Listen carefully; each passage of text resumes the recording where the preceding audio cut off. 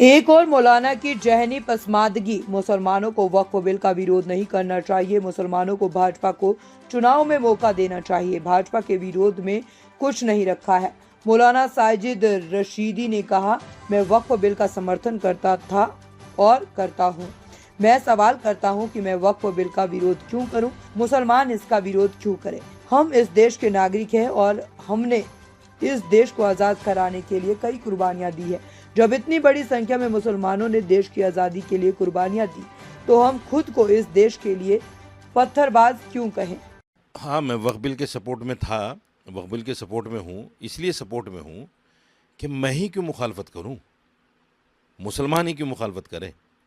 हम इस देश के नागरिक हैं, इस देश को आज़ाद कराने में हमने बहुत सारी कुर्बानियाँ दी हैं। आप नेशनल म्यूज़ियम में जाइए, 67,000 लोगों के नाम लिखे हैं, उसमें 37,000 मुसलमान नाम हैं जो क्रांतिकारी रहे हैं। इतनी बड़ी तादाद में जब मुसलमानों ने देश को आज़ाद कराने में कुर्बानी दी है, तो फिर हम इस देश के लिए अपने आप को पत्थरबाज क्यों कहलवाएं, दहशतगर्द क्यों कहलवाएं? हम शांति के साथ, सुकून के साथ तमाशा क्यों नहीं देखते कि देश में हो क्या रहा है?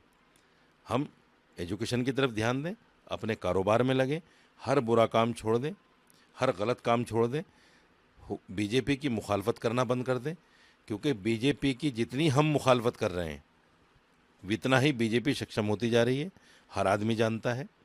इसलिए किसी की मुखालफत इसलिए करना क्योंकि दूसरे लोग हमें कह रहे हैं कि इसकी मुखालफत करो, ये कोई अक्लमंदी नहीं है।